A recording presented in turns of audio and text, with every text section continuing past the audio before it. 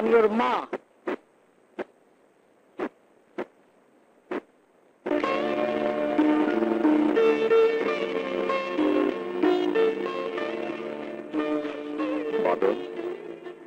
এত অপমান, এত অবজ্ঞা সহ্য করে তুই কেন এই বাড়িতে পড়ে থাকিস? তোর সৎ মা তো তোকে এক মুঠো ভাতও দেয় না, এরপরে তোর কষ্ট হয় না? কষ্টটা আমার জন্য হয় না বাবা, তোমার জন্য হয়।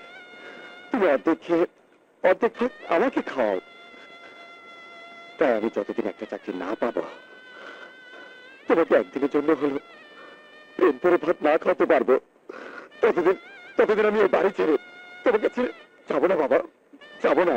ভাইয়া, পুলিশ অফিসারের লোক নেবে, এই দেখ বিজ্ঞাপন। তুই এই টাকাটা নিয়ে পে অর্ডার করে অ্যাপ্লাই করে দে। আমার বিশ্বাস চাকরিটা তোর হবে। দেখি টাকাটা কোথায় পেলি? ভয় নেই, চুরি করিনি, টিফিনের টাকা থেকে জমিয়েছে। কবিতা, কি তোমার কে রে? কেন?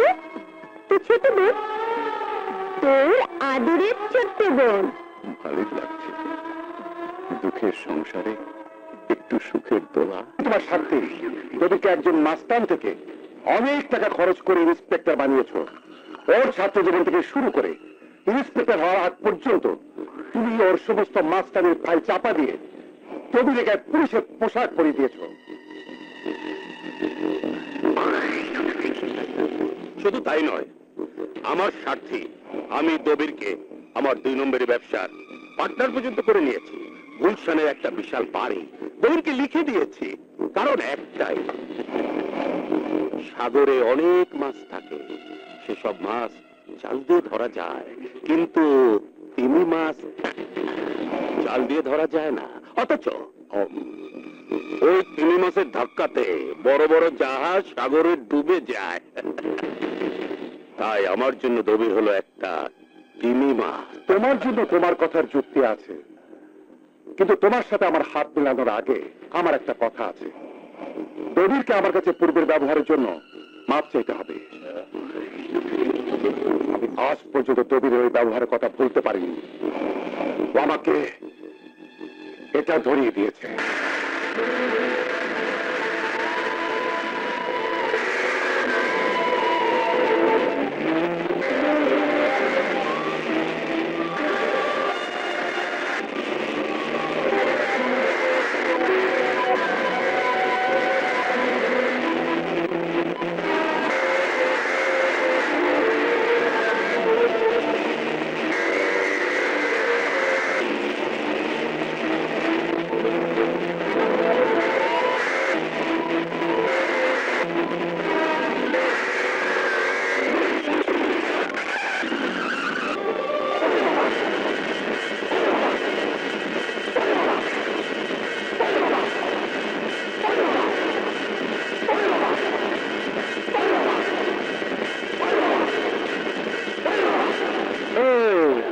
কাছে চাঁদা চেয়েছিলাম বলে তুই তোর ক্ষমতার ভয় দেখিয়েছিলি।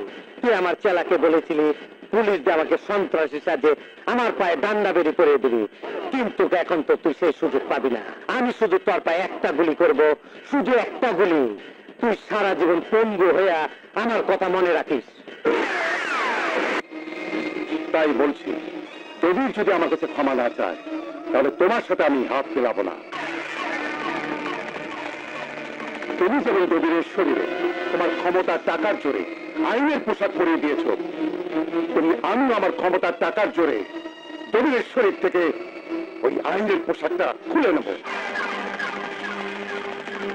তোমার কাছে দবির বড় বড় জাহাজ ডোবানোর জন্য সাগরের তিমি মাছ হতে পারে, আমার কাছে এমন শক্ত জাল আছে যে জাল দিয়ে দবিরকে শিকার করা যাবে। আব্বাস ভাই, এইটা আবার আমদানি করলেন কোন লাইনে? শুনেছ আব্বাস, ওর কথা শুনেছ? কথা শুনবো কি, তোর মতন একবার আমি গনাই করি না। আব্বাস, তুমি আমাকে ডেকে এনে অপমান করছো। এখনো সময় আছে, দবিরকে ক্ষমা চাইতে বলো। কি আমারে ক্ষমা চাইতে হইব? তোর মতন মাইয়া মানুষের দালালের কাছে আমার ক্ষমা চাইতে হইব?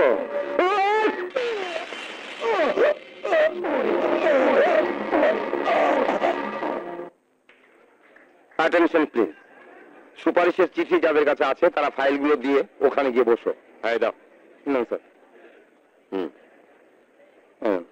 যাও ওখানে গিয়ে বসো।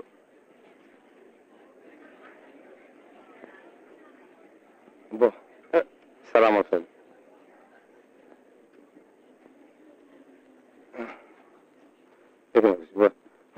বাদল, মনে হয় আমাদের চলে যাওয়া উচিত। আমাদের তো কোনো সুপারিশের চিঠি নেই। কেন যাব? সুপারিশের চিঠি নেই, যোগ্যতা তো আছে। প্লিজ বলবেন কি এই সুপারিশের চিঠি কারা দিয়েছে? কেন? যাদের কথা চাকরি হবে ওনাদের ঠিকানা জানেন? শুধু ঠিকানা বললেই হবে না, টাকা আছে। টাকা সুপারিশের চিঠি আনতে হলে কম করে 4-5 লাখ টাকা লাগবে। আছে? নেই। তাহলে কি আমাদের ইন্টারভিউ হবে না? না, দাঁড়িয়ে না থেকে চলে যেতে পারো। অবশ্যই যাব না। আমাদের ইন্টারভিউ দিতে না দিলে এই সিস্টেমের বিরুদ্ধে প্রতিবাদ করব, সাংবাদিক ডাকবো। ওই কি বললি তুই? সাংবাদিক ডাকবি? প্রতিবাদ করবি? যা প্রতিবাদ কর, সাংবাদিক ডাক, যা। দেখলি আমার কথাটা সত্যি হলো। আমাদের টাকাও নেই, আমাদের চাকরিও হবে না।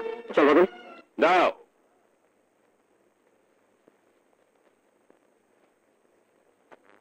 কি হয়েছে? স্যার, ইন্টারভিউ দিতে এসে রংবাজি করতে চায়। ওরা জানে না রংবাজ ঠিক করাই আমাদের কাজ। আমরা রংবাজি করতে আসিনি স্যার, ইন্টারভিউ দিতে আসছি। ওখানে যাদের সুপারিশের চিঠি আছে তাদেরকে বসতে বলে আমাদেরকে চলে যেতে বলছে। বেশি কথা বললে লকআপে ঢুকিয়ে দেবো। কেন? আমরা গুন্ডা, মাস্তান না সন্ত্রাসী? আমরা দেশকে ভালোবেসে দেশের জন্য পুলিশের চাকরি ইন্টারভিউ দিতে এসেছি। ইন্টারভিউতে না দিতে চলে যাবো। কিন্তু এই নিয়মের উদ্দেশ্য কি? কি বলতে চাও তুমি? বলতে চাই, সরকারি চোখে ফাঁকি দিয়ে টাকার বিনিময়ে আপনারা যে সিস্টেম চালু করেছেন, আমি তার প্রতিবাদ করছি। আজ আমি বুঝতে পারছি আপনাদেরই কারণে টাকার বিনিময়ে পুলিশের চাকরি নেয় বলে ওই পুলিশ অফিসার দেশের কথা না ভেবে প্রথমে টাকার কথা ভাবে। তাই অপরাধীদের গ্রেপ্তার না করে নিজেরা অপরাধের সাথে জড়িয়ে পড়ে এই সিস্টেম চলতে পারে না, পারে না, পারে না। এই সিস্টেম চললে সরকারের ভাবমূর্তি নষ্ট হবে, দেশের ভাবমূর্তি নষ্ট হবে, পুলিশ ডিপার্টমেন্টের ভাবমূর্তি নষ্ট হবে। স্যার, আপনি কি বলছেন? যা বলছি তাই করো। তোমাদের ফাইলগুলো দাও, আমি তোমাদের সিলেক্ট করলাম। দাও।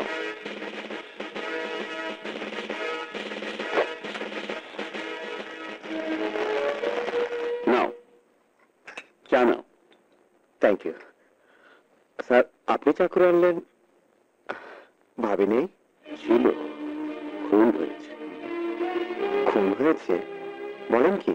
হ্যাঁ বাদল, প্রতিটি মানুষের জীবনে কম বেশি একটা ট্র্যাজেডি থাকে। আমার জীবনের বড় ট্র্যাজেডি হলো আমার স্ত্রী খুন হলো। অথচ আমি একজন পুলিশ অফিসার হয়েও ওদের বিরুদ্ধে কোনো অ্যাকশন নিতে পারলাম না।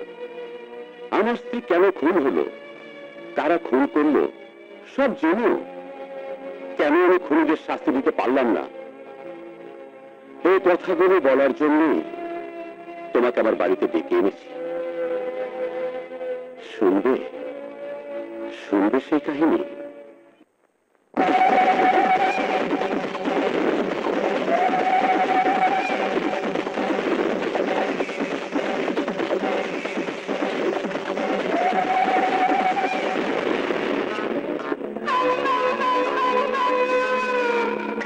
বড় কসাই, সাংবাদিকের সাহসটা খুব বেশি। তোমার সন্ত্রাসী সাজায় দিল। বড় কসাই, শালার একটা ব্যবস্থা করো। সাংবাদিক মরণ তোরে ডাক দিছে রে, ডাক দিছে।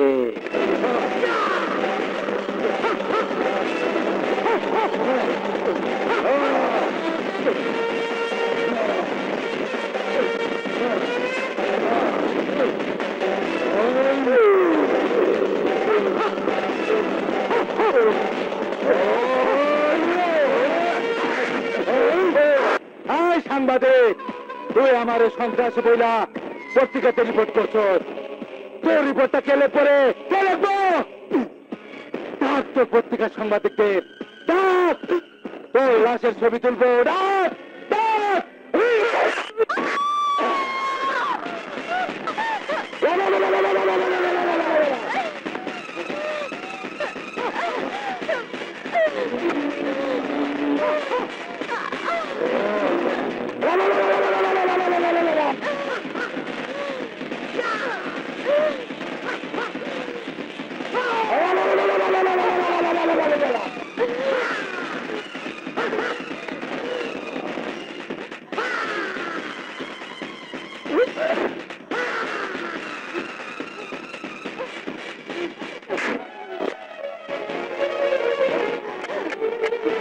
আজাদ,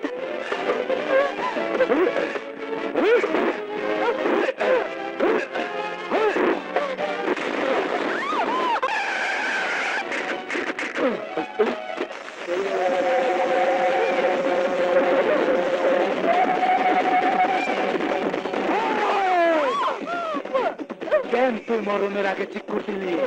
তুই যদি চিক্কর না দিতি আমি তোর পিছু নিতাম না। Hands up! Azad, You are under arrest.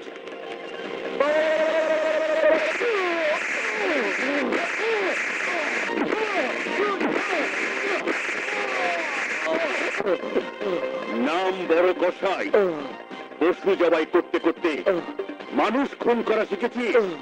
তোর কত বড় সাহস! পত্রিকার সাংবাদিককে খুন করে আমার স্ত্রীকে খুন করতে গিয়েছিলি? বল, বল তোর গডফাদারের নাম কি? অফিসার, নাম শুনে কি করবা? কি করবা? আমার মতন গ্রেফতার করবা? আগে আমার 48 ঘন্টা আটকে রাখো, তারপর আমার গডফাদারের নাম শুনতে যাইবা।